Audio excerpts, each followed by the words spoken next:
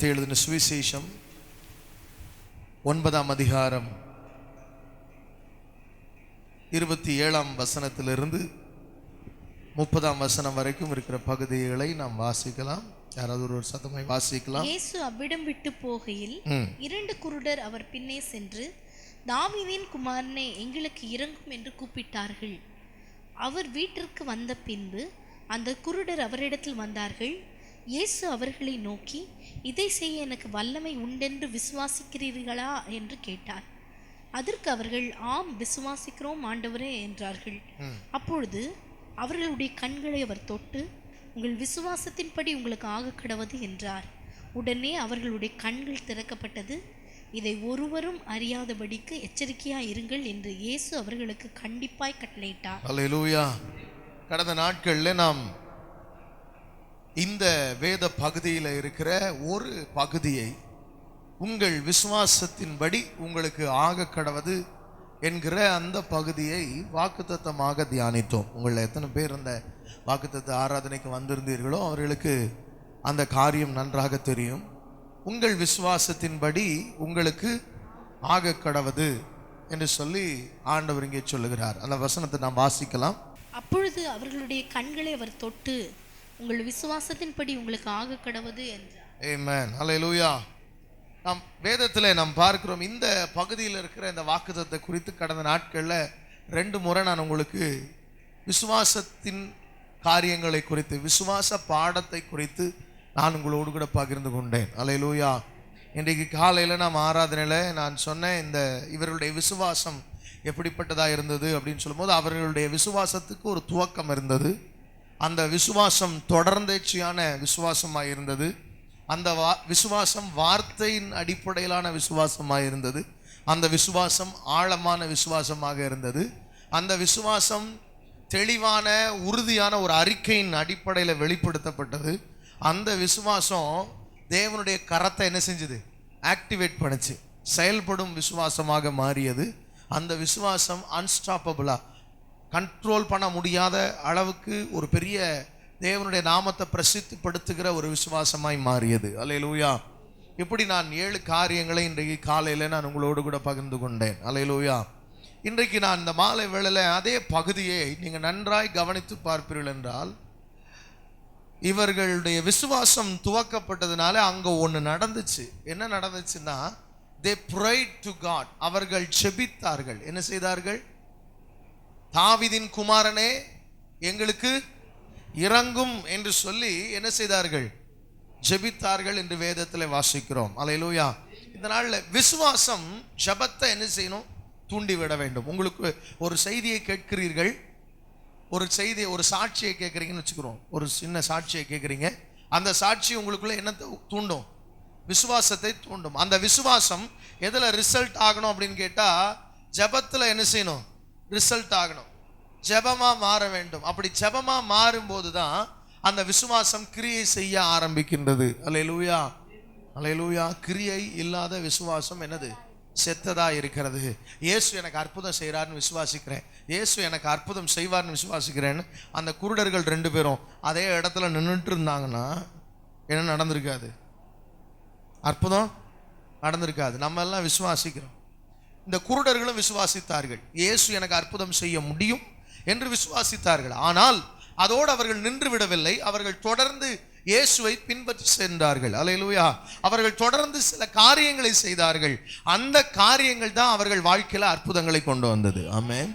இன்றைக்கும் நம்முடைய வாழ்க்கையில் சில காரியங்களை நாம் செய்யும் போது அந்த காரியங்களின் விளைவாக நம்முடைய வாழ்க்கையில் ஆசீர்வாதங்கள் உண்டாகிறது. ஆமென். பார்க்க முடியாத காரியங்களை பார்க்க முடிகிறது. குருடு அப்படின்னு நான் சொல்ல வரல, நீங்களும் நானும் குருடுன்னு சொல்ல வரல. நமக்கு சில நேரம் சில காரியங்கள் என்ன செய்யாது? தெரியாது. எதிர்காலம் தெரியாது, என்ன பண்ண போகிறோன்னு தெரியாது. இப்படி நிறைய கேள்விக்குறிகள் இருக்கும். அந்த காரியங்களை பார்க்க தேவன் நமக்கு உதவி செய்கிறார். ஆமென். அல்லேலூயா. அப்போ என்னைக்கு நம்ம விசுவாசத்தோடு மட்டும் நிற்காம அடுத்த ஸ்டெப்புக்கு முன்னேறி வருகிறோமோ, pressing towards perfection, moving towards God அப்படின்ற நிலைமைக்கு நம்ம என்னைக்கு மாறுகிறோமோ அன்றைக்கு தான் தேவன் நம்மை ஆசீர்வதிக்கிறார். அல்லேலூயா. அல்லேலூயா. சர்ச்சுக்கு போகணும்னு யோசிச்சுங்க, வீட்டிலே உட்காந்துருக்கல. இன்னைக்கு ஃபர்ஸ்ட் ஆராதனைக்கு தான் போக முடியல, 2வது ஆராதனைக்கு அது என்ன செய்யணும்? போகணும்னு அப்படின்னு நினைச்சதுனால என்ன செஞ்சீங்க சொல்லுங்க? இல்லை அப்படின்னா என்ன வந்திருக்காது? ஆராதனைக்கு போக வேண்டும், ஆராதனைக்கு போனால் என்ன ஆண்டவர் ஆசீர்வதிப்பார் என்று நான் விசுவாசிக்கிறேன். வீட்டிலே உட்கார்ந்தா என்ன வராது?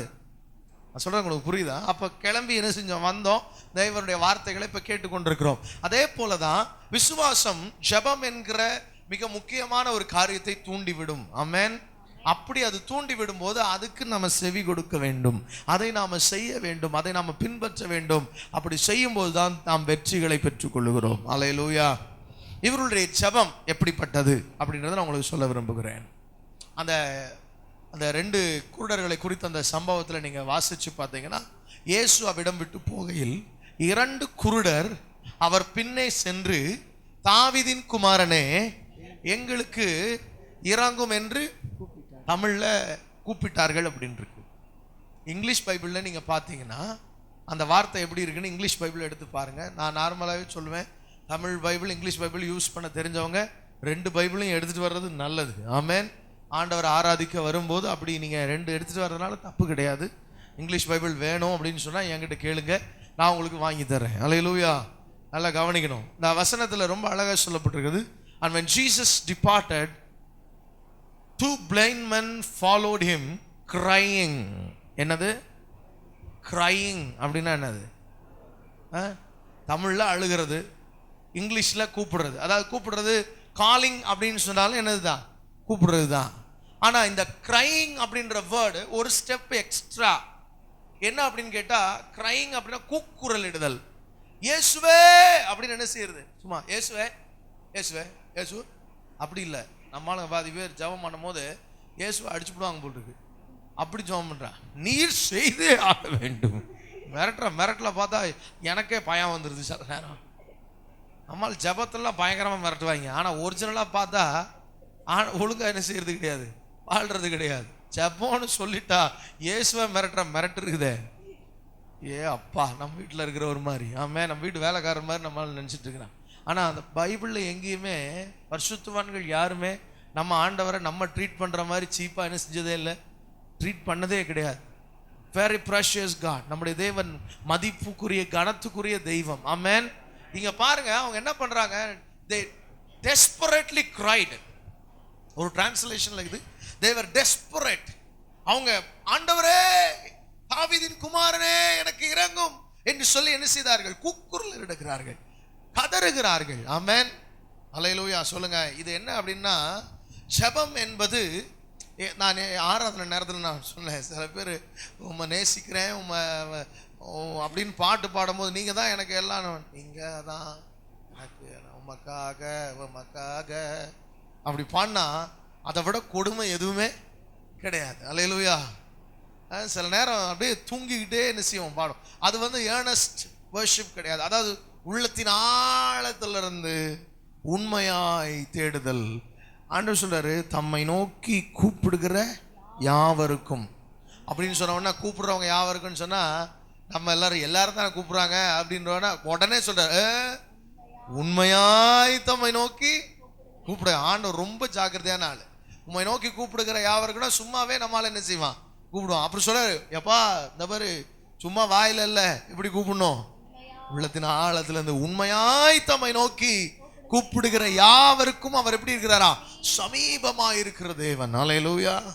இங்க இந்த 2 குருடர்களுக்கும் பார்வையற்ற அந்த நபர்களுக்கு கண்கள் தெரிய காரணமாக இருந்தது என்னன்னா, அவங்க எப்படி பிரேயர் பண்ணாங்கன்னா, earnestly they prayed. ஆண்டவரே என்று சொல்லி உறுதியாய்.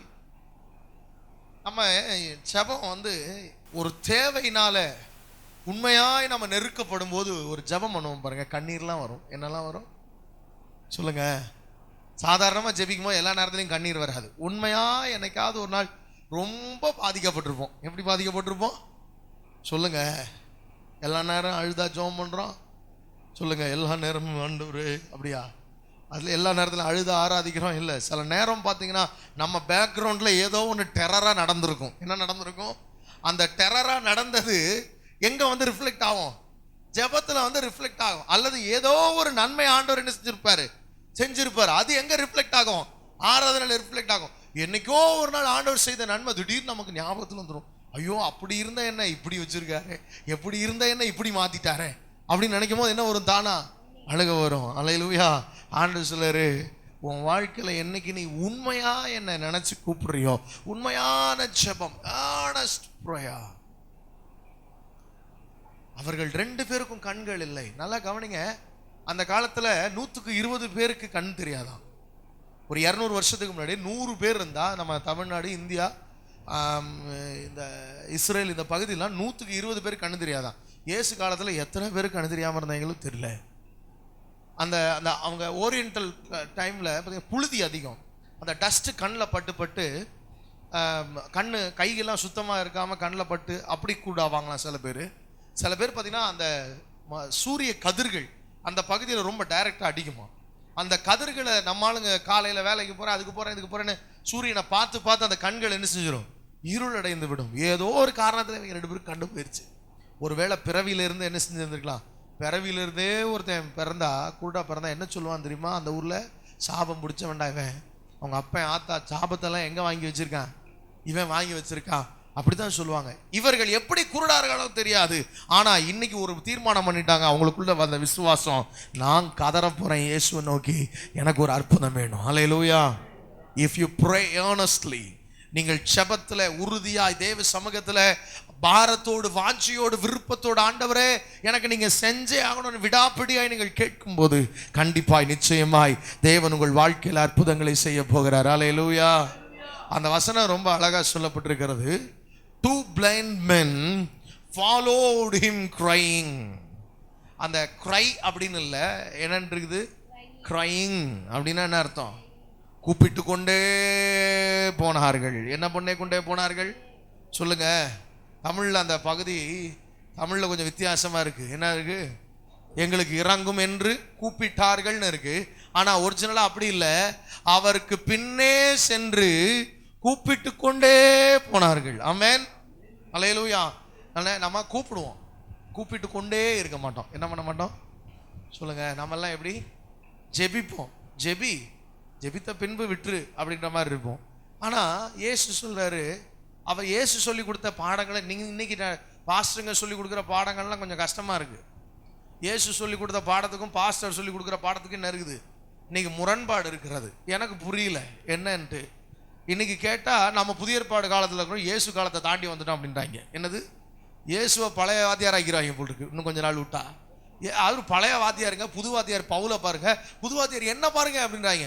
நியூ கிரேஸ் டாக்டரின் பார்க்க பேசுகிறவங்கலாம், பாஸ்டர் 21st செஞ்சுரிக்கு ஏத்தாப்புல பேசுங்க பாஸ்டர். எப்படி பேசணுமா? அப்போ பைபிள் 21ஆம் நூற்றாண்டுக்கு ஏத்தாப்புல பேசலையானா? பேசியிருக்கு ஆனால் பேசலை. எப்படி பேசியிருக்கான் ஆனால் என்ன இல்லையா? இயேசு வாத்தியார் என்ன சொல்லி கொடுத்துக்கிறாருன்னா, லூக்கா 18ஆம் அதிகாரத்தில் சோர்ந்து போகாமல் எப்பொழுதும் ஜெபம் பண்ண வேண்டும் என்பதை குறித்து அவர் ஒரு ஓமையை சொன்னார் அப்படின்னு ஆரம்பித்து ரொம்ப அழகாக சொல்லியிருக்குது. ஒரு பட்டணத்தில் ஒரு நியாயாதிபதி இருந்தான். அவன் தேவனுக்கு பயப்படாதவனும் மனுஷரை மதியானவதுமாய் இருந்தான். அதுக்கப்புறம் ஒரு விதவையும் இருந்தாள். அந்த பட்டணத்தில் ஒரு விதவையும் இருந்தாள். அவள் அவனிடத்தில் போய், எனக்கும் என் எதிராளிக்கும் இருக்கிற காரியத்தில் எனக்கு நியாயம் செய்ய வேண்டும் என்று விண்ணப்பம் பண்ணினாள். வெகு நாள் வரைக்கும் அவனுக்கு மனதில்லாதிருந்தது. பின்பு அவன், நான் தேவனுக்கு பயப்படாமலும் மனுஷரை மதியாமலும் இருந்தும் இந்த விதவை என்னை எப்பொழுதும் தொந்தரவு செய்கிறபடியினால் இவள் அடிக்கடி வந்து என்னை அலட்டாதபடி இவளுக்கு நியாயம் செய்ய வேண்டும் என்று தனக்குள்ளே சொல்லிக் கொண்டான். நல்ல கவனிங்க, அந்த வார்த்தை ரொம்ப அழகா சொல்லுகிறது. இந்த விதவை என்னை எப்பொழுதும் தொந்தரவு செய்கிறபடியால். அந்த வசனத்தை வாசிங்க, 5ஆம் வசனம். இந்த விதவை என்னை எப்பொழுதும் தொந்தரவு செய்கிறபடியினால், இந்த விதவை என்னை எப்பொழுதும் தொந்தரவு செய்கிறபடியினால் இவள் அடிக்கடி வந்து என்னை அலட்டாத. அந்த வார்த்தைகள்லாம் அண்டர்லைன் பண்ணிங்க. எப்பொழுதும், அடிக்கடி. என்னது?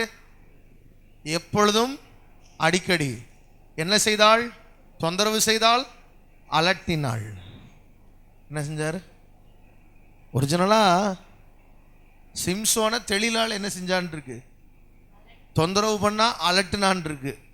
அலட்டிக்கிட்டே இருந்தான். ஒரு ரகசியம் என்ன, ஒரு ரகசியம் என்ன, ஒரு ரகசியம் என்ன. சில பேர் நை நை நை நை நை நை நை நைன்னு சொன்னதே திரும்ப சொல்லி மண்டையை பிச்சுக்கலாமான் இருக்கும். எப்படி இருக்கும் சொல்லுங்க? மண்டை என்ன பண்ணலாமான் இருக்கும். ஆமாம், இந்த குடும்பத்தில் எனக்கு தெரிஞ்சு ஒரு ஃபேமிலியில் ஒரு நாள் ஃபுல்லாக வீட்டுக்காரர் என்ன பண்ணியிருக்காரு, மனைவி கிட்ட ஒரே காரியத்தை சொல்லி இது இப்படியா இப்படி பண்ணன்னு கேட்டுகிட்டே இருந்தால் அந்த சகோதரி மொட்டை அடிச்சுக்கிட்டாங்க. என்ன பண்ணிக்கிட்டாங்க? டார்ச்சர் தாங்க முடியாமல் என்ன பண்ணிக்கிட்டாங்க? உயிராக வாங்குறானே இவன் அப்படின்னு பிடுங்கிறதுக்கு என்ன இல்லை, தைரியம் இல்லை, மண்டை ஆனால் பிச்சுக்கணும் போல இருக்கு. டர்ன்னு எடுத்து என்ன செஞ்சுக்கிட்டாங்க? சேவ் பண்ண. ரொம்ப அழகு. என்னன்னா அந்த அளவுக்கு தொந்தரவு. ஆண்டவர் சொல்ல அந்த வேர்டோட அர்த்தம் அதுதான். சொல்றாரு, எப்பொழுதும் தொந்தரவு செய்தபடியால், அடிக்கடி வந்து அலட்டினபடியால். அவன் அநியாயம் உள்ளவன், கடவுளுக்கும் பயப்பட மாட்டான், மனுஷனுக்கும் பயப்பட மாட்டான். கடைசியில் ஒரு தீர்மானம் பண்ணானா. என்ன தீர்மானம் பண்ணானா தெரியுமா? சச்ச இவ தொந்தரவு எனக்கு தாங்க முடியலடா சாமி, என் பொண்டாட்டி தொந்தரவை விட இது பெரிய தொல்லையாக இருக்க மாட்டுக்கு. டெய்லி ஆஃபீஸுக்கு வந்து என்ன செய்யறா? தொந்தரவு பண்றாள். இவ கேஸ முதல்ல முடுறா அப்படின்னு என்ன செஞ்சானா? சொல்லுங்க, இன்னைக்கு நான் செஞ்சு முடிச்சிடறேன், நியாயம் செய்ய வேண்டும், இவள் எனக்கு தொந்தரவு கொடுக்காதபடிக்கு இவளை நியாயம் செய்ய. ஆண்டவர் சொல்றாரு. அடுத்த வசனத்தை வாசிங்க. 6ஆம் வசனம் ரொம்ப அழகா சொல்லப்பட்டிருக்கிறது. பின்னும் கர்த்தர் அவர்களை நோக்கி, அநீதி உள்ள அந்த நியாயாதிபதி சொன்னதை சிந்தித்து பாருங்கள். என்னத்தை சிந்திச்சு பாரு? சொல்லுங்க, எதை சிந்தித்து பார்க்கணுமா? அநீதி உள்ள அந்த நியாயாதிபதி. 7ஆம் வசனத்தை வாசிங்க. என்ன நடக்குமா? அந்தபடியே தேவன் தம்மை நோக்கி, அந்தபடியே தேவன் தம்மை நோக்கி. எப்படி கூப்பிடணும்? இரவும் பகலும் கூப்பிடுகிறவர்களாகிய தம்மால் தெரிந்து கொள்ளப்பட்டவர்களின் விஷயத்தில் நீடிய பொறுமையுள்ளவராய். ஒருவேளை கொஞ்சம் பொறுமையா இருக்கிற மாதிரி இருந்தாலும் அவர்களுக்கு நியாயம் செய்யாமல் இருப்பாரோ? சீக்கிரத்திலே அவர்களுக்கு நியாயம் செய்வார் என்று சொல்லுங்க. உங்களுக்கு சொல்லுகிறேன், சீக்கிரத்துல என்ன செய்வாரா? இப்போ இங்க என்ன சொல்லப்பட்டிருக்கிறது அப்படின்றத நான் சொல்ல. persevering in prayer, ஜபத்திலே தொடர்ந்து விடாப்பிடியா பிடிச்சு கொள்ளுகிறது. ஆமென். இந்த காரியத்தை நீங்க எனக்கு செஞ்சே ஆகணும் ஆண்டவரே, இந்த காரியத்தில் எனக்கு ஒரு அற்புதம் நடக்கணும் ஆண்டவரே அப்படின்னு விடாப்பிடியான தொடர்ந்தேச்சையான ஒரு ஜெபம் நம்முடைய வாழ்க்கையில தேவை. அல்லேலூயா. எப்படி ஜெபிக்கிறோம்? நம்ம இரவும் பகலும் ஜெபிக்கிறோமா? யோசிச்சு பாருங்க. வீட்டில் எப்போ ஜெபிக்கிறீங்க? இரவு ஜெபிக்கிறீங்களா? பகலில் காலையில் ஜெபிக்கிறீங்களா? அல்லது இரவும் பகலும் நான் ஜெபிக்கிறதில்ல பாஸ்டர், நாள்தோறும் ஜெபிக்கிறேன், என் வாழ்க்கையே ஜெபம்னு, நான் நடந்தா ஜெபம், நான் படுத்தா ஜெபம், நான் எழுந்தா ஜெபம் அப்படின்னு ஏதாவது காரணம் காட்டிட்டு இருக்கீங்களான்னு எனக்கு தெரியல. ஆனால் ஆண்டவர் வந்து ஜெபத்துக்குன்னு சில போஸ்டர்ஸ் வச்சிருக்கிறார். ஆமென். அல்லேலூயா. இதை இப்படித்தான் செய்யணும் அப்படின்னு சில காரியம் என்ன செய்யுது இருக்குது. ஸ்கூலில் எக்ஸசைஸ் செஞ்சுருப்பீங்க. என்ன எக்ஸசைஸு? இந்த எக்ஸசைஸு நான் அப்போ செய்யும் போதெல்லாம் நினச்சேன், சும்மா தேவையில்லாமல் கையை காலை தூக்க சொல்கிறாங்களே அப்படின்னு. இப்போ போய் அந்த எக்ஸசைஸை செஞ்சு பார்த்தா உடம்பெல்லாம் ரிலாக்ஸ் ஆகிற மாதிரி இருக்குது. எப்படி இருக்குது? அப்போ தான் ஆஹா, ஸ்கூலில் நல்லது தான் என்ன செஞ்சுருப்பாங்க போல் இருக்கு, சொல்லி கொடுத்துருப்பாங்க போல. சில விஷயம் 10 வயசில் புரியவே புரியாது. எப்போ தான் புரியும்? 40 வயசில் தான் புரியும் போல் இருக்கு. ஆமென். அல்லேலூயா. 10 வயசு 15 வயசாக இருக்கும் போது சில விஷயம் கரெக்டாக தெரியும். அதே 30-35 வயசில் அது எப்படி தெரியும்? இதை போய் செஞ்சம்மா கன்றாவி அப்படின்னு என்ன செய்யும்? தோணும். ஐயையோ நானா? சில விஷயம்லாம் வாயை திறந்து வெளியவே என்ன செய்ய மாட்டோம். அவ்வளோ கேவலமான விஷயத்தில் அணிஞ்சிருப்போம், பண்ணியிருப்போம். ஆனால் பார்க்கறதுக்கு நல்லவங்க மாதிரியே என்ன செய்யும்? தெரியும். நான் நல்ல கவனிங்க, நம்முடைய வாழ்க்கையில் ஆண்டவர் இந்த ஜெபம் இன்னைக்கு வந்து உங்களுக்கு வேற இந்த எக்ஸசைஸ் வந்து தொடர்ந்து செய்யணும், காலையிலையும் மாலையும் செய்ய ஏன் பாஸ்டர் அப்படின்னு தோணும். ஆனால் ஒரு நாள் தானா நீங்கள் செய்யணும்னு நினைப்பீங்க, அன்னைக்கு உங்களுக்கு என்னது வராது, செய்யறதுக்கு நேரமும் இருக்காது, செய்கிறதுக்கு பலனும் இருக்காது, வாஞ்சம் இருக்கும். எனக்கு நான் சொல்கிறேன், இன்றைக்கே உங்களுக்கு வாய்ப்பு இருக்கும் போதே இதை பழக்கமாக்கி கொள்ள வேண்டும். ஆமென். காலையிலும் மாலையிலும் 2 வேளை நீங்கள் கண்டிப்பாக தேவ சமூகத்தில் ஜெபிக்க கர்த்தர் உங்களை பலப்படுத்துவாராக. ஆமென். அல்லேலூயா. 2 இரவும் பகலும் செய்ய வேண்டிய சில காரியங்கள் இருக்குது. அதில் 1 ஜெபம். இரவும் செய்ய வேண்டும். பகல்னா நீங்கள் நினச்சிக்கூடாது, இரவும் பகலும்னா 24 hours நாங்கள் அதை மட்டுமே செஞ்சுட்டு தான் எங்கள் வேலைக்கெல்லாம் போகிறது இல்லையா. இரவும் பகல்னா காலையிலையும் தியானம் அப்படின்றது, காலையிலையும் மாலையிலையும். அல்லேலூயா. தொடர்ந்தேச்சியான இடைவிடாமல் ஜெபம் பண்ணுறதுன்றதா நம்ம வாழ்க்கையில் போகும்போது வரும்போது இயேசுவை எப்பொழுதுமே நினைத்து கொள்வது. உன் வழிகளெல்லாம் அவரை நினைத்துக்கொள். அல்லேலூயா. அப்போ தேவன் நம்மிடத்தில் எதிர்பார்க்கிறது என்னன்னா தொடர்ந்தேச்சியான ஒரு ஜெபம். அல்லேலூயா. அதுக்கப்புறம் பார்த்தீங்கன்னா அவர் ஒரு காரியத்தை சொல்றாரு, வாசிக்கலாம் பார்ப்போம் அந்த காரியத்தை. அந்த 27ஆம் வசனத்தில், இயேசு அவ்விடம் விட்டு போகையில் தாவீதின் 2 குருடர் அவர் பின்னே சென்று. யார் பின்னே? இயேசுவின். சொல்லுங்க, யார் பின்னே போனாங்க? இப்போ ஃபாலோ பண்றதுக்கு ஒரு ஆப்ஜெக்ட் இருக்க வேண்டும். என்ன இருக்க வேண்டும்? இப்போ ஜெபம் எல்லாருக்கிட்டையும் ஜெபம் பண்ணக்கூடாது. நம்ம சில பேர் பார்த்தீங்கன்னா சொல்லுவாங்க, பாஸ்டர் நான் எல்லா கோயிலுக்கும் போவேன், மாதா கோயிலுக்கும் போவேன், எங்கே போவேன், சமயபுரத்துக்கும் போவேன், வேளாங்கண்ணிக்கும் போவேன். நான் நினைப்பேன், அடப்பா 2 அக்கா தங்கச்சி ஆச்சே, 2கிட்டையும் போய் என்ன பண்ண போகிறாங்க அவங்க? விளையாட்டு இல்லை நான் சொல்கிறது. என்கிட்ட ஒரு ஸ்டூடெண்ட் படித்தார் பைபிள் காலேஜில். அப்போது அவருடைய ரெட்ஷிப்பின் சாட்சியை நான் கேட்கும்போது ரொம்ப அதிசயமாக இருந்துச்சு. அவங்க அம்மாவுக்கு பேய் பிடிச்சிருந்துச்சான். பேய் பிடிச்ச உடனே ஒரு ஃபாதர் வந்து ஓட்டலான்னு வந்திருக்காரு. வந்த உடனே அதை ஃபாதர்கிட்ட சொன்னிச்சான், வேளாங்கண்ணி மாதா அப்படின்னாரு. உடனே எங்கள் அக்காவை ஏன் கூப்பிட்றேன் அப்படின்ச்சான். என்னது, எங்கள் அக்காவை ஏன் கூப்பிட்றேன்? அதுவும் இங்கே தான் இருக்குது அப்படின்னா. எதுவும் எங்கே தான் இருக்குது? உள்ளதான். ஆஹா, ஃபாதர் போயிட்டாரா? என்னென்னமோ பண்ணி பார்த்தா மந்திரவாதிக்கிட்ட போனால் போகலையாம். ஃபாதருங்களால் ஓட்ட முடியல. கடைசியில் ஒரு பாஸ்ட், சாதாரண ஏழை பாஸ்ட் ஜிப்பா போட்டு ரோட்டில் போயிருந்துக்கிறாரு. ஐயா எங்கள் வீட்டுக்கு வந்து ஜோம் பண்ணுங்கன்னுக்குறாங்க.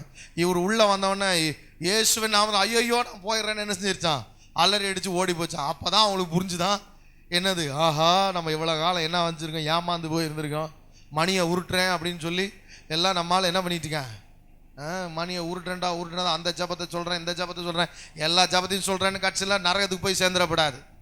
அல்லேலூயா. ஆமாம், பேயே சொல்லுது வேளாங்கண்ணி மாதா யாரா சொல்லுங்க, அக்கா இயேசுவை சொல்லுங்க, எங்கள் அப்பான்னு சொல்லுமா, எந்த பேயாவது சொல்லும், இயேசுவா அந்த பேரையே சொல்ல மாட்டேன் அப்படின்னும். ஏன்னா அவருடைய நாமம் சர்வ வல்லமையுள்ள நாமம். அல்லேலூயா, அல்லேலூயா. மரியாதைக்குரியவர்கள். என்னக்குரியவர்கள்? ஆமாம், மரியாதைக்கும் ஆராதனைக்கும் என்ன இருக்குது? வித்தியாசம் இருக்குது. அல்லேலூயா. மதிக்கிறோம் அப்படின்றதுக்காக எப்போ பார்த்தாலும் உங்கள் டீச்சரை பார்த்து good morning sir, good morning sir, good morning sir ஓங்கி அறவுட. என்ன எப்போ பார்த்தா ஒரு நாளைக்கு எத்தனை தடவை குட் மார்னிங் சொல்வேன்? ஒரு நாளைக்கு ஒரு தடவை சொன்னால் போதாது, என்ன கிண்டல் பண்ணுறியா? ஒரு நாள் எல்லாம் சேர்ந்து மரியாதை அறவாங்க போகிறாங்க. எப்போ பார்த்தாலும் அருள் நிறைந்த மாதிரியே, அருள் நிறைந்த மாதிரியே, என்ன மரியான்னு இருக்கு. ஒரு நாள் வச்சு வதக்குன்னு அந்த அம்மா மிதிக்க போகுது. போ நரகத்துக்கு போ, நான் பரலோகத்தில் உருப்படியாக இருக்கேன், என் உயிரை வாங்கிறதுக்கு கீழே இருந்து கத்திக்கிட்டே கிடக்கிறேன் அப்படின்னு. அல்லேலூயா. அவங்களெல்லாம் தாங்க முடியாது. ஏன்னா மத்தியஸ்தர் ஒருவரே, இயேசுவின் நாமம் தான் எல்லா நாமத்துக்கும் மேலான நாமம். we must have a special object, correct object. ஆமென். யாரை நோக்கி போகணும்னு நமக்கு தெரியணும். சொல்லுங்க பக்கத்தில் பார்த்து, யாரை நோக்கி போகணும்னு தெரியணும். கண்டதுக்கு பின்னாடி என்ன செய்யப்படாது, போகப்படாது. கழுதைக்கு பின்னாடி போனால் உத தான் படணும். எதுக்கு பின்னாடி போகணும், எதுக்கு பின்னாடி போகக்கூடாதுன்னு என்ன செய்யணும் தெரியணும் நமக்கு. எல்லாத்துக்கும் பின்பற்றி போகக்கூடாது. ஆமென். இவர்கள் சரியான நபரை பின்பற்றினார்கள். ஜெபம் என்பது சரியான நபரிடத்துல என்ன செய்யணும்.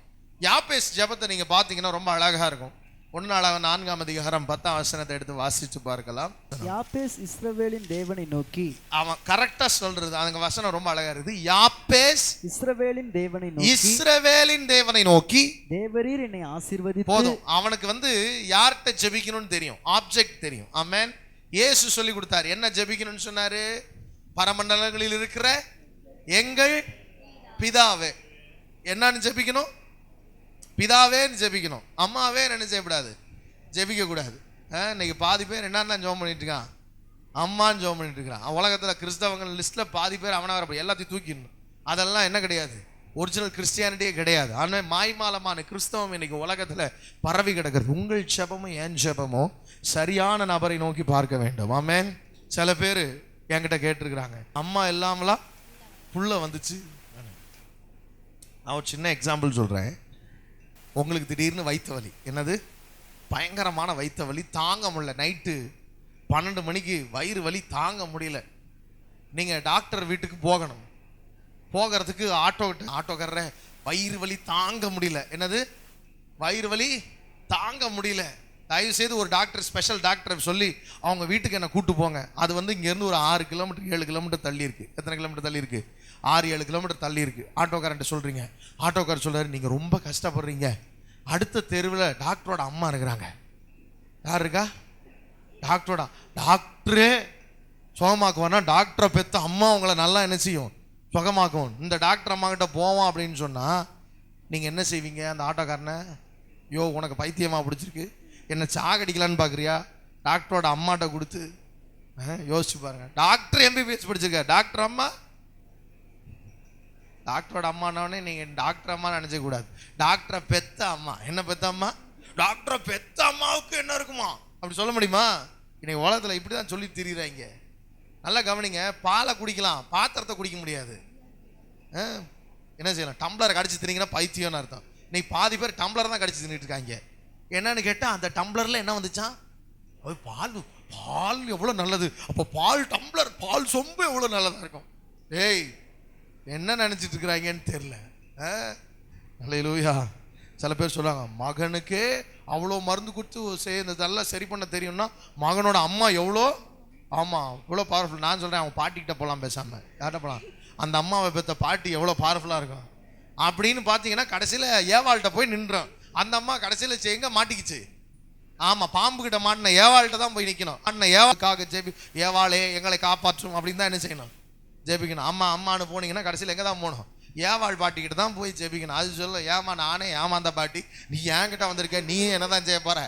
ஏமாற தான் போகிற அப்படின்னு. ஆமென். we must have a special right object of our prayer. ஆமென். நம்முடைய ஜெபத்துக்கு சரியான நம்பர் என்ன செய்யணும்? ஒருவேளை இந்த செய்தியை பார்க்கும்போது உங்களுக்கு என்னடா பாஸ்ட் இப்படி ரோமன் கேத்தலிக் ஆட்கள் இப்படி சொல்கிறாரு அப்படின்னா சில விஷயத்த சொல்லி தான் ஆகணும். ஆமாம், இது ஒரு கட்டு. இது என்னது? ஒரு சாப கட்டு மாதிரி. இந்த பிசாசின் சத்தியத்தை பைபிளை படிக்கவே விட மாட்டான். ஃபாதரும் பைபிள்லேருந்து ஒரே ஒரு வசனத்தை மட்டும் பைபிள்லேருந்து வாசிச்சுட்டு அப்படியே ஒரு கதை சொல்ல. இன்று நான் உங்களுக்கு ஒரு கதையை சொல்ல விரும்புகிறேன். யாருக்குடா கதை வேணும்?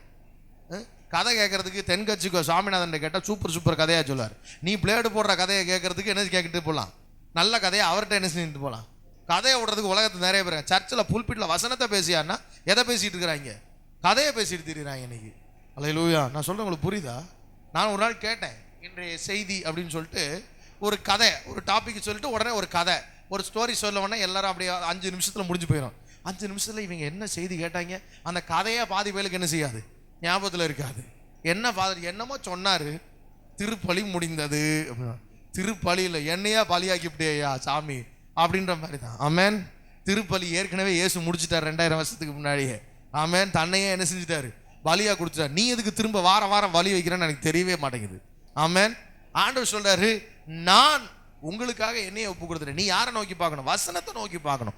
பைபிள் வாசிக்கிறதுக்கு பிசாசு தடை பண்ணா. ரோமன் கத்தோலிக்க சபையில் இன்னைக்கு வரைக்கும் ரோமன் கத்தோலிக் பிலீவர்ஸால என்ன செய்ய முடியல? அவர்கள் வைராக்கியமானவர்கள். நான் சொல்றேன், அங்க இருக்கிற ஜனங்கள் வைராக்கியமானவர்கள். ஆனால் அவர்களுக்கு கற்றுக் கொடுத்தவர்கள் என்ன கற்றுக் கொடுத்துருக்கிறாங்க? தவறான காரியங்களை கற்றுக் கொடுத்துருக்கிறார்கள். எனக்கு ரொம்ப வேதனை அவர்களை குறித்து. என்னன்னா, அவங்கள மாதிரி முழங்கால் போட முடியாது. நம்மெல்லாம் முழங்கால் போடுறதுல அவங்கள்ட்ட போய் என்ன எடுத்துகிட்டு வரணும்? ட்ரைனிங் எடுத்துகிட்டு வரணும். நெட்டு முழங்கால் போட்டாங்கன்னா 1 மணி நேரமும் எங்கிட்ட பண்ணிட்டு வான். முழங்காலே நடந்து திரிவான் மண்ணில். வேளாங்கண்ணிக்கு போய் பாருங்க, நடந்து முழங்காலேருந்து ரத்தமாக என்ன செய்யும்? வடியும். ஆனாலும் நடந்துப்போம். அவன் வைராக்கியம் இருக்குது.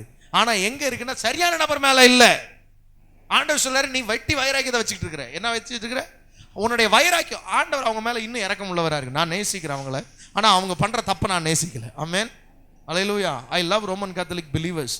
அவங்கள நான் நேசிக்கிறேன். அவங்கள நான் என்ன செய்வேன்னா சத்தியத்துக்கு நேராக திருப்ப விரும்புகிறேன். இன்றைக்கு நான் ஜெபம் பண்ணுறேன், ஆண்டவரே ரோமன் கத்தோலிக் சர்ச்சஸ்குள்ளார அந்த சிலைகள் எல்லாம் தூக்கி போட்டுட்டு, எல்லா சிலை வழிபாடு, மாதா வழிபாடு, செயின்ட் வர்ஷிப் எல்லாத்தையும் தூக்கி போட்டு, தேவதூதர்களை செய்யும் ஆராதனை தூக்கி போட்டு வசனத்தை பேசுகிற நாட்கள் வரணும்னு நான் ஜெபம் பண்ணுறேன். ஆமென். அப்படி வரலையா, அங்கேருந்து உள்ளே இருந்து ஜனங்க வெளியே வரட்டும்னு ஜெபம் பண்ணுறேன். 2ல் ஏதாவது ஒன்று நடக்கணும். என்ன நடக்கணும்? உள்ளே இருந்தால் இந்த தலைமுறையில் செத்து போயிடுவான். இன்னும் 4 தலைமுறைக்கு அப்புறம் அப்படி ஒரு எழுப்புதல் எனக்கு பிரயோஜனம் கிடையாது. என் தலைமுறையில் இருக்கிறவன் அழிந்து போகக்கூடாது. சத்தியம் தெரியாமல் என்ன செய்யக்கூடாது? அழிந்து போகக்கூடாது. நாம் அவர்களை மீட்க வேண்டும். ஆமென். நான் தான் சொல்லுவேன், தைரியம் இருந்தால் உன் சபையில் போய் என் ஃபாதர்கிட்ட சொல்லு, வசனத்தை பேசுகிறான்னு சொல்லி. எதை பேசுகிறா? ஆமாம், பாதி பேர் புள்ளக்குட்டி சாமியாராக இருக்கான். அதோட அர்த்தம் உங்களுக்கு தெரியாது. ஆமாம், இங்கே ஒன்று அங்கே ஒன்று, போகிற மடல்லாம் ஒன்று அப்படி பண்ணுற ஆட்கள் நிறைய பேர் இருக்கிறான். அல்லேலூயா. ஆண்டவர் சத்தியத்துக்கு விரோதமாக கிரியை செய்கிற இந்த மாய்மால கூட்டம், தவறான ஆப்ஜெக்ட். அதனால தான் பிரச்சனை. தவறான நபரை பார்க்கறதுனால அவங்களால சரியாக என்ன செய்ய முடியல? பரிசுத்தமாய் வாழ முடியல. You must focus on Christ. கிறிஸ்துவை நோக்கி பாருங்கள். ஆமென். அவரிடத்துல ஜெபம் பண்ணுங்க, அவர்கிட்ட பேசி பாருங்க. அவர்கிட்ட பேசினா அவர் சத்தியத்தை நமக்கு என்ன செய்வார்? கற்றுக் கொடுப்பார். அல்லேலூயா. இன்னைக்கு அதுதான் நமக்கு தேவை. ஆமென். அது மாத்திரம் இல்லை, அவங்க என்ன செஞ்சாங்க? அந்த வசனத்தில் நீங்கள் பார்த்தீங்கன்னா அவங்க ஜபத்தில் ஒரு காரியம் இருக்குது. அந்த 27ஆம் வசனத்தில் அவர் சொன்னார், தாவீதின் குமாரனே. சொல்லுங்க. இப்போ இயேசுவேன்னு கூப்பிடல. நீங்கள் பைபிளில் நீங்கள் எங்கே நீங்கள் பார்த்தீங்கன்னா நம்ம கூப்பிட்ற மாதிரி இயேசுவை கூப்பிட்டதே கிடையாது. ஒன்று தாவீதின் குமாரனேன்னு வாங்க, அப்புறம் இல்லைன்னா ரபி அப்படின்னு கூப்பிடுவாங்க, அப்படி இல்லைன்னா ரபூனி அப்படின்னு என்ன செய்வாங்க? கூப்பிடுவாங்க. நல்ல போதகரேன்னு கூப்பிடுவாங்க, போதகரேன்னு கூப்பிடுவாங்க. பரிசேயர் கூட இயேசுகிட்ட வரும்போது கொஞ்சம் ஜாக்கிரதையாக தான் பேசுவான். போதகரே, நீ தேவனிடத்திலிருந்து வந்தவர் என்பதும் நீ சொல்வதெல்லாம் சத்தியம் என்றும் எங்களுக்கு நன்றாக தெரியும் அப்படின்னு தான் ஒரு பரிசேயன் பேசுகிறான். ஒரு பெரிய ஞானி தர்க்க சாஸ்திரி கூட இயேசுகிட்ட வந்து பேசும்போது மரியாதையாக பேசுகிறான். நம்ம தான் என்ன பண்ணிட்டு இருக்கோம்னா ஏலம் போட்டுக்கிட்டு இருக்கோம், இயேசுவே இயேசுவே இயேசுவேன்னு. அல்லேலூயா. அவன் பார்த்தீங்கன்னா அவன் சொல்கிறான், தாவீதின் குமாரனே. அல்லேலூயா. எத்தனை பேர் இயேசுவை ஹானர் பண்ணி ஜெபம் பண்ணணும்னு நினைக்கிறீங்க? ப்ரேயரில் we must have a session of honoring Christ. Amen. கிறிஸ்துவை உயர்த்த வேண்டும். தாவீதின் குமாரன்றது என்னது? தாவீதின் குமாரன்றது இயேசுடைய பூர்வீக மதிப்பு. என்ன மதிப்பு? தாவீதுன்றது ராஜா. ராஜாவுடைய பிள்ளைன்னா என்னன்னு அர்த்தம்? ஆளுகை செய்கிற அதிகாரம் உடையவர்னு அர்த்தம். அவன் சொல்கிறான், ஆண்டவரே, எங்கள் ஆளுகை செய்கிற ராஜா நீங்கள் தான். என்னது? நீங்கள் தான் எங்கள் மெஸ்ஸியா அப்படின்னு சொல்கிறான். என்னன்னு சொல்கிறான்? You are my Messiah, the sent from God. ஆமென். ஏசாயா 35 மேசியா வரும்போது கண்கள் திறக்கப்படும், செவிடர்கள் கேட்பார்கள், முடவர்கள் நடப்பார்கள், துள்ளி குதிப்பாங்க அப்படின்னு ஏசாயா 35 இருக்கு. இதை விசுவாசிக்கிறான் அவன். ஆண்டவர் அந்த வசனத்தை விசுவாசி சொல்றான், ஐயா நீர் வந்திருக்கிறீரு, மேசியா வந்திருக்கிறீரு, தாவீதின் குமாரன் வந்திருக்கிறீரு. Exalting Christ in our prayer. ஜெபத்தில் இயேசுவை மேன்மைப்படுத்துவது. யாரை மேன்மைப்படுத்துவது சொல்லுங்க? ஆண்டவர் சொல்றாரு, என்னை கனம் பண்ணுகிறவனை நானும் கனம் பண்ணுவேன். அல்லேலூயா, அல்லேலூயா. எப்பொழுதெல்லாம் நீங்கள் ஜெபம் பண்ணுறீங்களோ அப்பொழுதெல்லாம் இயேசுவை என்ன செய்யுங்க? உங்கள் ஜெபத்தில் உயர்த்துங்க. அப்படி இயேசுவை உயர்த்தும் போது அந்த உயர்வுக்கான ஆசீர்வாதம் கண்டிப்பாக ஆண்டவர் தருவார். அல்லேலூயா. இந்த உலகத்தில் அந்த காலத்தில், பழைய காலத்தில் புலவர்கள்லாம் போய் இந்த ராஜாக்களை என்ன செய்வாங்களாம்? புகழ்ந்து புகழ்ந்து பாடி என்ன வாங்கிட்டு போவாங்களாம்? பொன்முடி வாங்கிட்டு போவாங்களாம். என்ன முடி? ஆமாம், பொன் முடிப்பு. என்னது? பொன் முடின்னா இதுவாயிரும். பொன் முடிப்பு வாங்கிட்டு போவான். என்ன வாங்கிட்டு போவான்? தங்க காசு, பொற்காசுகள்லாம் வாங்கிட்டு போவான். இவன் சொல்கிறதெல்லாம் டுபாக்கூர் வேலையாகவே இருக்கும். அந்த ராஜா வந்து இருக்கிறதுலே என்ன ராஜாவாக இருப்பான். நீங்கள் நம்மலாம் இன்றைக்கி வந்து இலக்கியங்களையும் கவிதைகளையும் வச்சு தான் நம்ம ஹிஸ்ட்ரியை படிக்கிறோம். ஒரிஜினலாக நம்ம ஹிஸ்ட்ரியெல்லாம் எவனா எழுதியிருந்தாங்க தமிழ்நாட்டு வரலாறை காரி துப்பியிருப்பான் எல்லாம். நீங்கள் நினச்சிட்டு இருக்கிறீங்களா நம்ம தமிழில் வச்சுருக்கிற இலக்கியங்கள்லாம் வச்சு வரலாறுலாம் உண்மைன்னு? கவிதையில் என்ன தான் எழுதுவோம் அதிகபட்சம்? ராஜாவை பற்றி பேசும்போது அப்படியே புகழ்ந்து பாடினாதானடா என்ன கிடைக்கும்? காசு கிடைக்கும் அப்படின்னு சொல்லி அவன் மோசமான ஒரு ராஜாவாக இருப்பான். அவனை பார்த்து இவன் என்ன செய்வான்? புகழ்ந்து புகழ்ந்து சொல்லுவான். அவனுக்கு என்ன ஆகிடும்? அவன் என்னென்ன பாச்சா, நம்ம இவ்வளோ கெட்டவன், நம்மளை இவ்வளோ புகழ்ந்து பேசுகிறான், டே அவனுக்கு எக்ஸ்ட்ரா போடுறான். எப்படி போடு? நான் சொல்ல உங்களுக்கு புரியுதா? இவ்வளோ கெட்டவனை நல்லவனா பார்க்குறான் ஒருத்தன். அவன் மனசுக்குள்ளார இப்படி நல்லா புகழ்ந்துட்டு வெளியே போய் வாயை கழுவிட்டு இருப்பான். என்னன்னு? வாயை கொப்பளிடா முதல்ல. அவனை புகழ்ந்து பேசுனதுக்கே வாய்க்கு என்ன வந்துடும்? சாபம் வந்துடான்னு வாய். ஆனால் இந்த ராஜா, இந்த கவிஞர் சொன்னது ரெக்கார்டில் வந்துடும். என்ன ரெக்கார்டில்? ராஜா அப்படியே பயங்கரமா. நம்ம ராஜா அப்படி இல்லை. இந்த உலகத்தில் இயேசுவை பற்றி எழுதப்பட்ட இலக்கியங்கள் ஏதோ இயேசுவை புகழ்ந்து பாடுகிறவர்களால் எழுதப்பட்டது மட்டும் இல்லை. இந்த பைபிளில் ஏகப்பட்ட சோர்சஸ் இருக்குது, வெளியே இருந்து இருக்குது. அல்லேலூயா. இயேசுவை பற்றி அநேக புத்தகங்கள் வெளியே இருக்குது. அதில் ஒன்றில் கூட இயேசு ஒரு மிக மோசமான ஒரு நபர்னு சொல்கிறதுக்கான ஆதாரங்கள் கிடையாது. அல்லேலூயா, அல்லேலூயா. என் ஆண்டவர் இயேசு பரிசுத்தவான். அல்லேலூயா. வேதம் தெளிவாய் சொல்லுகிறது. எதை எழுதணும், கதை எழுதணுன்றதுக்காக என்ன செய்யலை யாருமே எழுதவே இல்லை. ஹிஸ்டாரியன்ஸ் உட்காந்து என்ன செய்யலை, எழுதலை. ஒரே ஒரு புக்கு லூக்கா மட்டும்தான் டாக்டர் எழுதுனது. அவர் மட்டும்தான் ஹிஸ்டாரிக்கலாக தேடி பிடிச்சி எழுதுனது. மற்றதெல்லாம் ஆண்டவர் செய்த அற்புதங்களை எழுதி மற்றவர்களுக்கு கொடுக்கணும், சத்தியத்தை சொல்லணுன்றதுக்காக எழுதப்பட்டது. அல்லேலூயா, அல்லேலூயா. எத்தனை பேர் இந்த வார்த்தைகள் உண்மைன்னு விசுவாசிக்கிறீங்க? ஆமென். You must honour Christ. கிறிஸ்துவை உயர்த்த வேண்டும் நம்முடைய ஜெபத்தில். அடுத்து என்ன செய்யணும் அப்படின்னு கேட்டால், தாவீதின் குமாரனே என்னன்னு சொன்னாங்க? எங்களுக்கு இறங்கும். அப்படின்னு அர்த்தம்னா நம்ம தகுதி இல்லை, என்னால் முடியாத ஆண்டவரே. என்னது? ஜெபத்தில் என்ன இருக்கணும்னா, we must confess our unworthiness. என்னால் முடியலப்பா. ஜெபம் அப்படின்றதே என்னால் முடியாத ஒன்றை அவர் செய்ய சொல்வது. ஆமென். இப்போ அதில் வந்து ஆண்டவரே இரக்கமாக இரும், எனக்கு இறங்கும் அப்படின்னு சொல்லும் போது என்ன ஜெபிக்கிறோம் அப்படின்னு கேட்டால், என்னால் இது செய்ய முடியல, என்கிட்ட பலன் இல்லை, ஒத்துக்கொள்ள. சில நேரம் ஜெபத்தில் போய் நம்ம என்ன செய்யக்கூடாது, நம்முடைய திறமையெல்லாம் என்ன செஞ்சுட்டு இருக்கக்கூடாது, காட்டிகிட்டு இருக்கக்கூடாது. ஆண்டவரே நான் அப்படி. அவன் ஒருத்தன் ஜெபம் பண்ணான், பரிசேயன் ஜெபம் பண்ணான். உங்களுக்கு எனக்கு தெரியும், ஒரு ஆயக்காரனும் பரிசேயன் என்ன செய்தாங்க, ஜெபம் பண்ண போனாங்க. ஆயக்காரன் எப்படி ஜெபம் பண்ணானா, பாவியாகி என்மேல் கிருபையாயிரும் ஆண்டவரேன்னு தூரமாக நின்று ஜெபம் பண்ணான். இவன் நேரா இவனை சைடு போட்டு போனான். பரிசேயன் சைடு போட்டு இப்படி பார்த்துட்டே போறான். அவன் நிற்கிறானா ஜெபத்தில் அப்படின்னு நினைஞ்சான். நேரா உள்ள போனான். வானத்துக்கு என்ன செஞ்சானா? கையை உயர்த்தி, ஆண்டவரே நான் என்ன செய்கிறேன்? இவனை போல இல்லை. எப்படி இல்லை? அவனை போல இல்லை. அவனை போல நான் பாவி இல்லை, நான் பரிசுத்தவானா இருக்கிறேன். அதுக்காக உமக்கு சோத்திர ஆண்டவரே. ஆண்டு சொல்ல, அவன் அல்ல, அவன் தான் என்ன செய்யப்பட்டானா? பாவியாயிரம் என் மேல் கிருபையாயிரும் சொன்னவன் தான் என்ன ஆக்கப்பட்டு போனானா? நீதிமானாக்கப்பட்டான். நீதிமானா தன்னை வந்து காட்டிக்கிட்டவன ஆண்டவர் சொல்றார், இவனை போல அயோக்கியம் எவனுமே கிடையாது. தன் பிழைகளை உணர்கிற மனுஷன் யார்? If we must feel unworthy in the presence of God, நம்ம தேவ சமூகத்துக்கு வரும்போது, நான் சொல்றேன், பைபிளில் எந்த பரிசுத்தவான்களும் தேவனை சந்தித்து நிமிர்ந்து நின்னதே கிடையாது. தமால்னு கீழே விழுந்துருவான். யோவான், அப்போஸ்தலனாகிய யோவான் 90 வயசுக்கு மேலே அவன் தரிசனங்களை பார்க்கும்போது அவனே என்ன பண்ணுறான்? இயேசுவை பார்த்தவனை தப்புன்னு தாழ விழுந்து பணிந்து விடுகிறான். ஏன்னா அங்கே நின்று என்ன செய்ய முடியாது. ஐயோ, அவர் எவ்வளோ பெரிய தேவன், நம்ம மனுஷர்கள் அப்படின்ற அந்த உணர்வு. ஆமென். எந்த அளவிற்கு இயேசுவை உயர்த்துகிறீர்களோ அந்த அளவுக்கு நம்ம என்ன செய்ய வேண்டும்? தாழ்த்த வேண்டும். ஆமென். ஜெபத்தில் நம்ம தாழ்த்தும் போது, நம்ம கீழே இறங்கி வரும்போது ஆண்டவருடைய ஆசீர்வாதத்தை பெற்றுக்கொள்கிறோம். ஆமென். எத்தனை பேருக்கு அந்த ஆசீர்வாதம் வேணும்னு நினைக்கிறீங்க? என் ஜனங்கள் தங்களை தாழ்த்தி விண்ணப்பம் பண்ணினால். எப்படி விண்ணப்பம் பண்ணினால்? தாழ்த்தி, வாழ்த்தி, தாழ்த்தி. எப்படி? இயேசுவை வாழ்த்தி நம்மை தாழ்த்தி விண்ணப்பம் பண்ணினால் ஆண்டவர் நமக்கு அற்புதங்களை செய்கிறார். ஆமென். அது மட்டும் இல்லை, இவங்க ஜெபத்தில் ஒரு காரியம் இருந்துச்சு. இவன் நேராக வீட்டுக்குள்ளே வந்துட்டான். இப்படி கூப்பிட்டுக்கிட்டே வந்தாச்சு. வீட்டுக்குள்ளே வந்த உடனே இயேசு கேட்குறாரு, அப்பா இதை செய்ய எனக்கு ஒரு கேள்வி, ஒரு பதில். என்னது? இயேசு எப்பயுமே அந்த கேள்வி பதிலை வச்சுருப்பார். நம்மகிட்டையும் கேட்பார், என்ன ஜேம்ஸு இதெல்லாம் செய்ய முடியும்னு நினைக்கிறியா அப்படின்னா, ஐயோ யோசிக்கிறேன், முடிஞ்சா முடியும், இல்லைன்னா ஆண்டவரே உம்மால முடிஞ்சா ஏதாவது செய்யுங்க, இல்லாட்டி நான் பார்த்துக்கிறேன். நம்மளுங்க பாதி பேர் எப்படி? நீங்கள் முடிஞ்சா ஏதாவது செய்யுங்க, இல்லைன்னா நானே என்ன செய்கிறேன். நம்ம அதிகபட்சம் என்ன செய்வோம்? வட்டி கடைக்காரன்ட்ட போய் தலையை கொடுத்து மாட்டிட்டு உட்காந்துருப்போம்.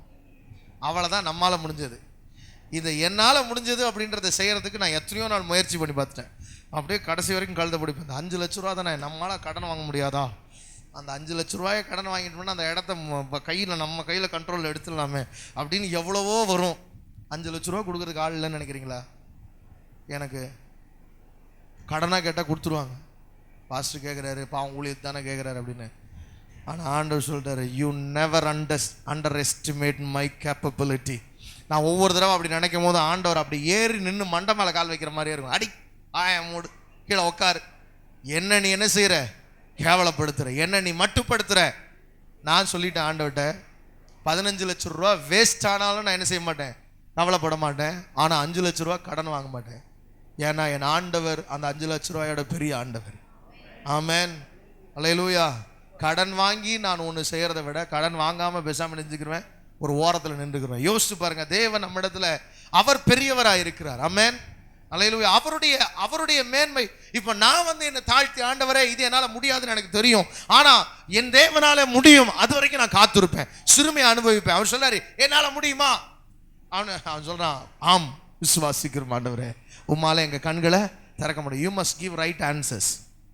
கேள்வி கேட்பார், கரெக்டான பதில் நீங்கள் தான் சொல்லணும். கேள்வி கேட்குற மாதிரி சூழ்நிலை நடக்கும். கேள்வி டைரெக்டாக வராது எப்பயுமே. எப்படி வராது?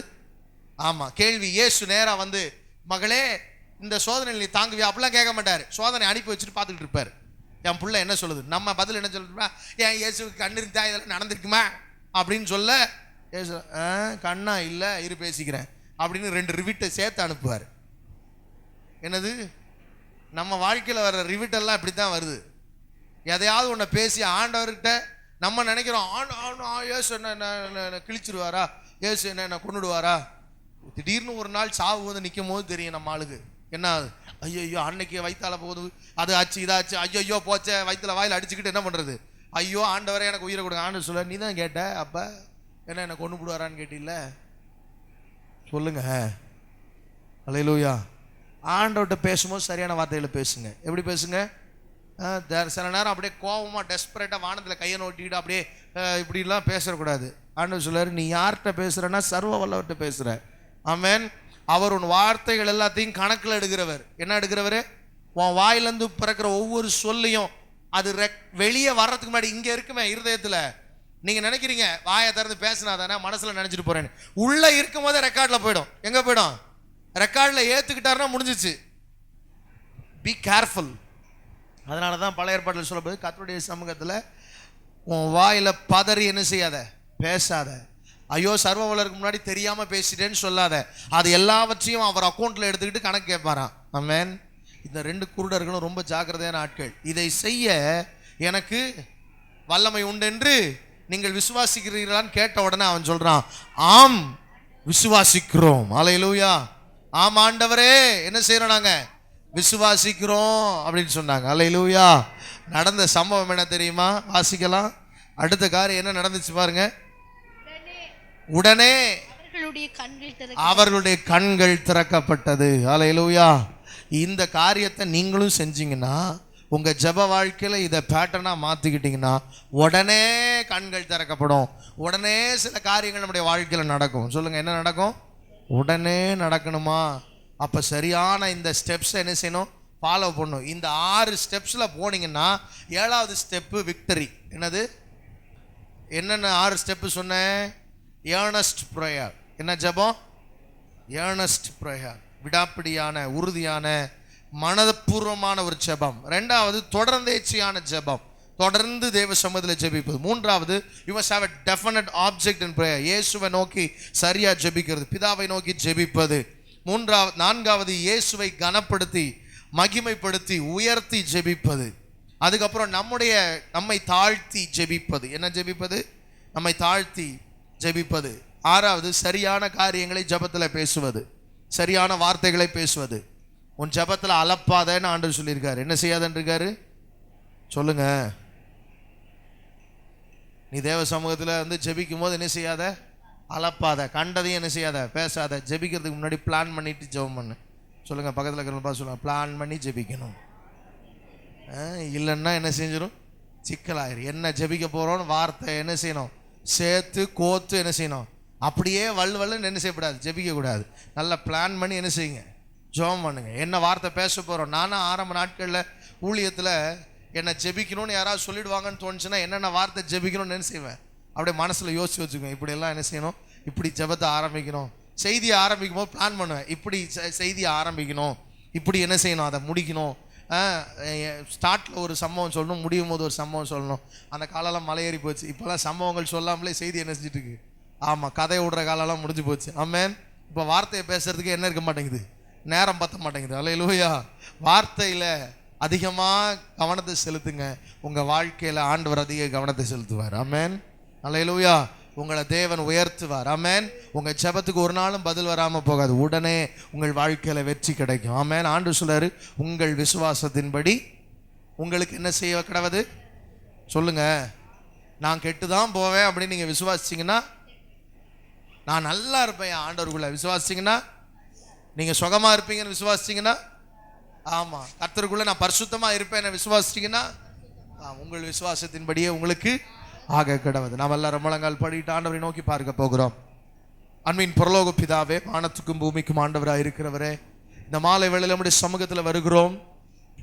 ஆண்டவரே, நாமத்தினால எதை கேட்டாலும் அதை நான் செய்வேன் என்று வாக்களித்த தெய்வம், இந்த நாளிலும் எங்கள் ஜெபத்தை கேட்டு அதற்கு பதில் கொடுக்கிற எங்கள் தெய்வம் எங்கள் மத்தியில் கடந்து வந்திருக்கிறதுக்காக ஸ்தோத்திரம்.